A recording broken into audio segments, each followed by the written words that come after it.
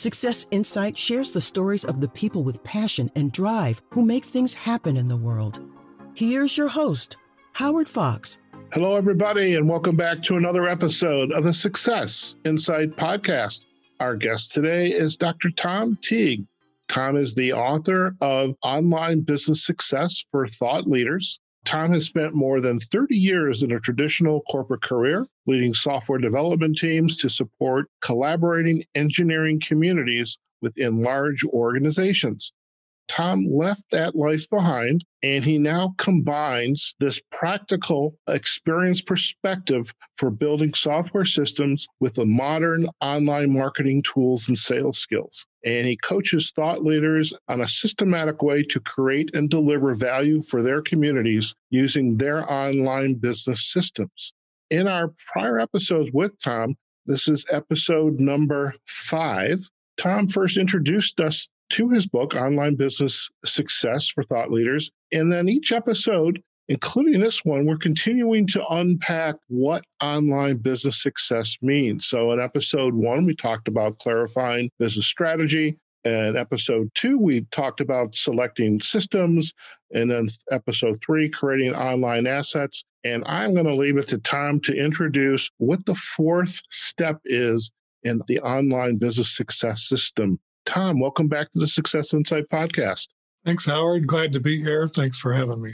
Fantastic. So we have been, you've been taking me on this journey. So I have been listening attentively and very grateful for what you have shared. And no doubt our listeners are grateful for that as well. This endeavor to build an online business success solution for us to help us help solve our customers or our clients' problems is not for the faint of heart. And you've certainly helped to make this journey much more palatable, or at least at the very least understandable.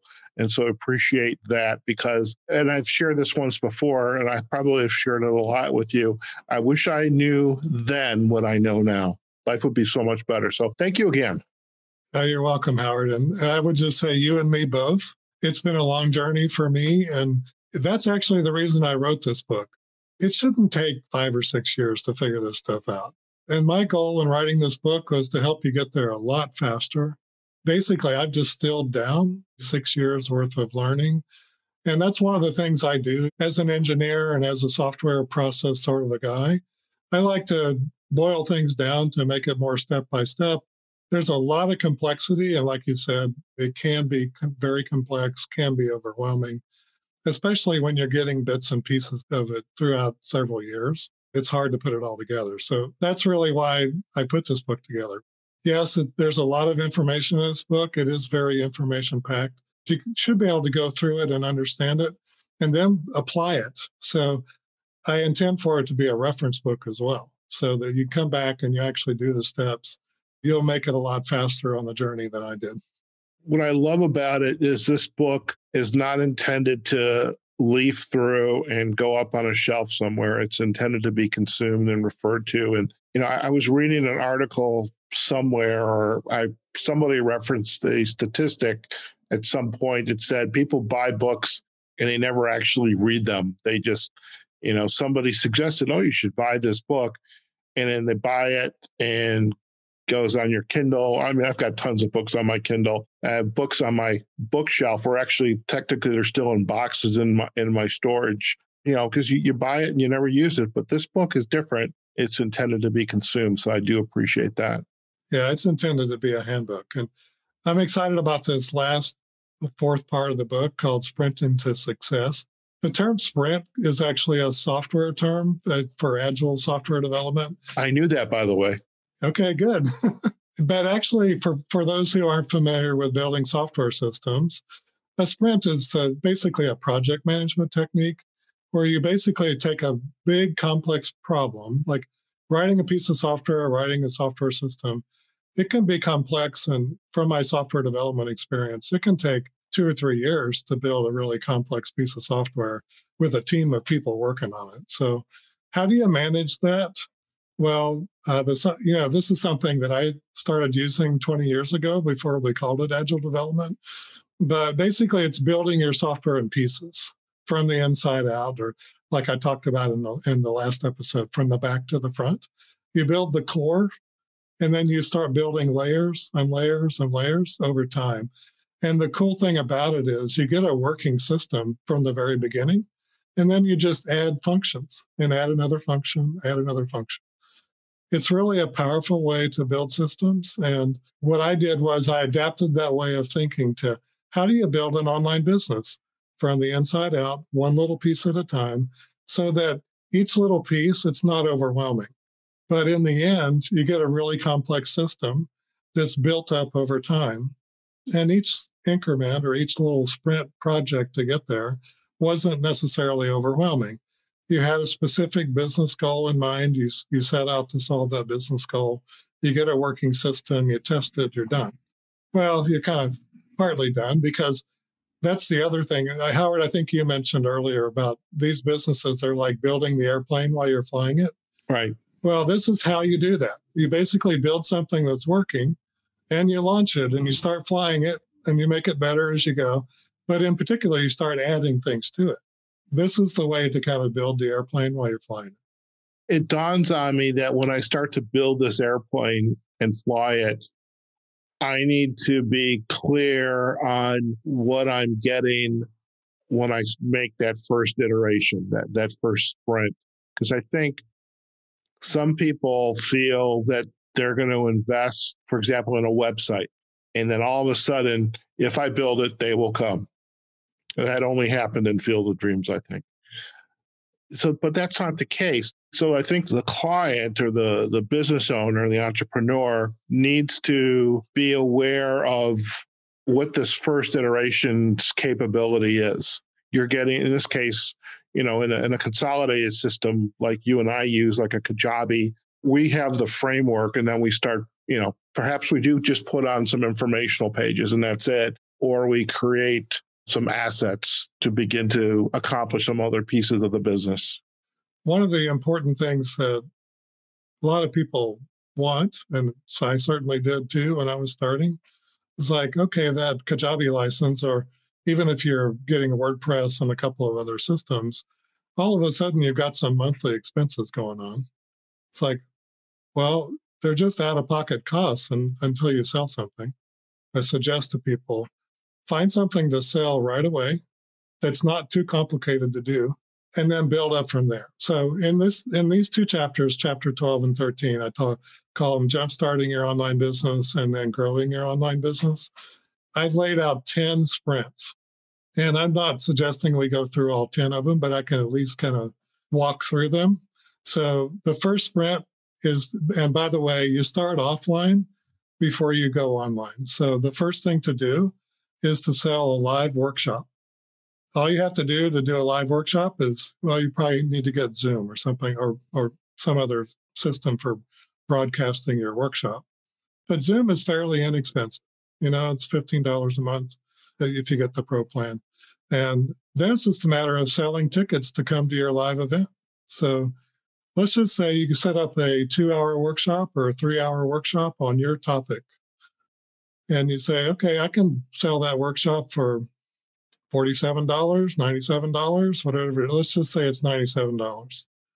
That you're going to be teaching something really valuable for $97. And it's going to be worth your audience to come spend 3 hours with you to learn what you're going to teach them. Well, the Kajabi license, then the basic system is $149 a month. Anyway, the point is you sell maybe two people to come to your workshop, you've paid for your software license. So that's the point is, hey, if you get 10 people to come, you actually made some money and paid for your software license. So start off with a live event. That's the easiest thing to do. There's going to be some folks out there that don't realize that they have to get out and promote and deliver this live event. Exactly. So that's where the offline marketing and the offline sales come in. You're going to be meeting people on social media, or you're going to be networking. You're going to be going to other people's live events. They'll have networking breakout sessions. You start meeting people. You call them up. You follow up with a social media message or an email message and say, hey, let's connect. Let's see. it seemed like you might have an interest in this topic. And, that involves listening, when you're out there networking, listening to people who may have an interest in what you have to offer. And then you just follow up with them. You call them and say, hey, I'm doing a live online workshop on such and so a date. Would you be interested in coming? So yeah, you do your sales offline. And then the thing you do online is you take the money online and you can automatically send them an email in response.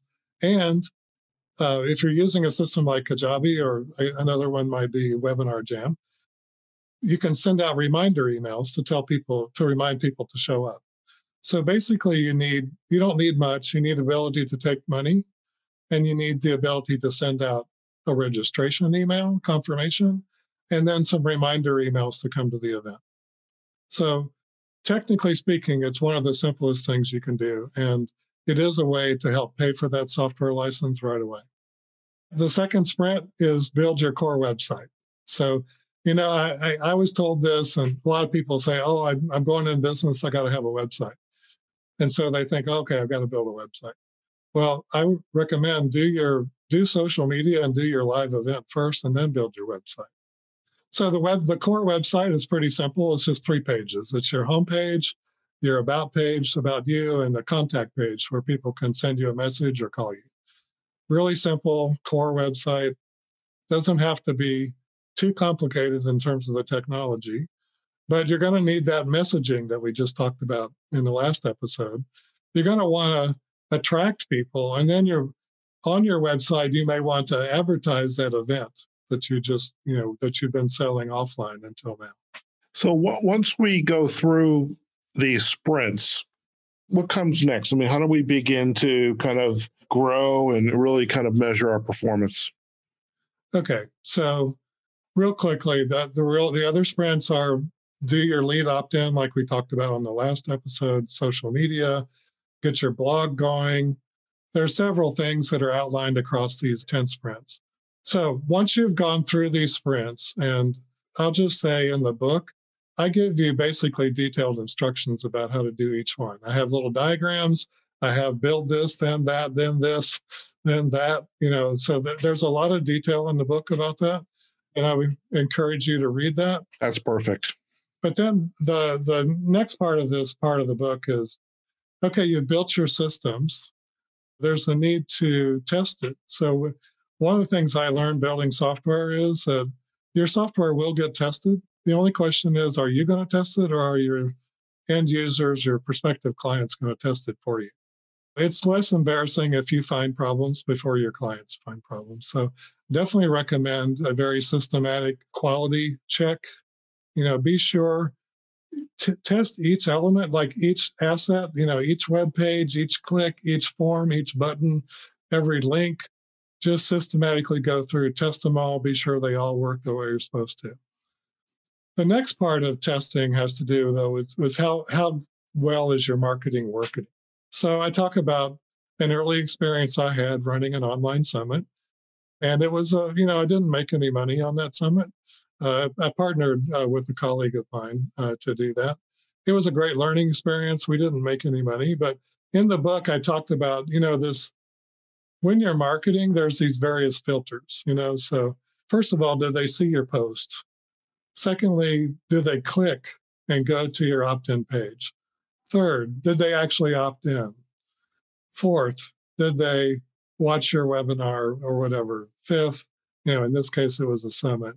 And then fifth, did they purchase the product that you had for sale? So at each level, each of those 5 or 6 levels that you go through, there's what the marketing and salespeople call a conversion rate. So in other words, not everybody is going to go from step 1 to step 2 to step 3. So you've got to take some metrics. It's like, how many people saw the ad? How many people opted in? How many people actually signed up for the webinar? How many people came to the webinar? So at each of those stages, you're going to lose people.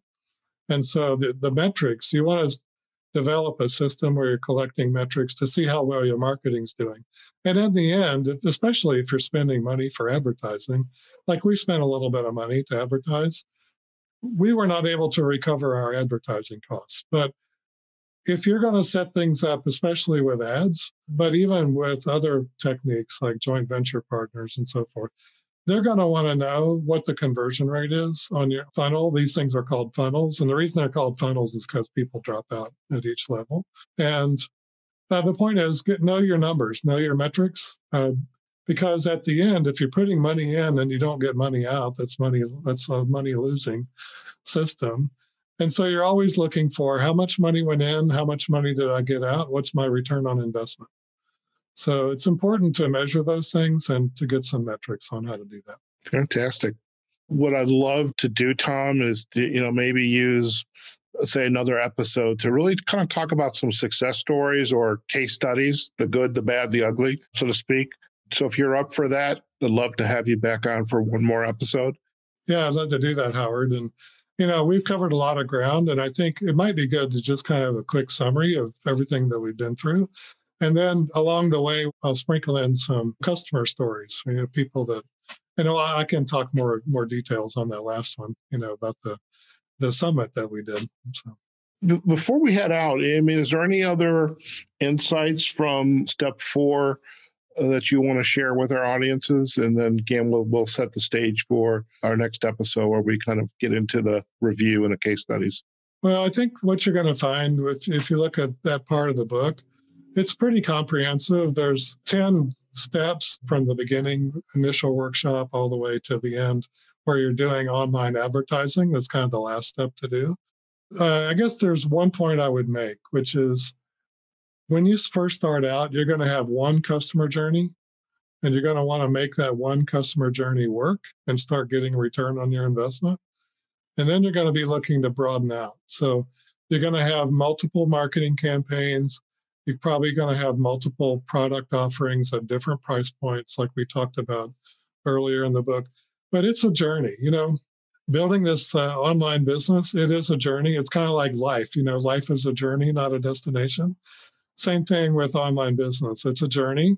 You learn along the way. And when you're making money, it's fun. When you're making money, it's fun. It also, it's very apparent. I need the systems to be successful.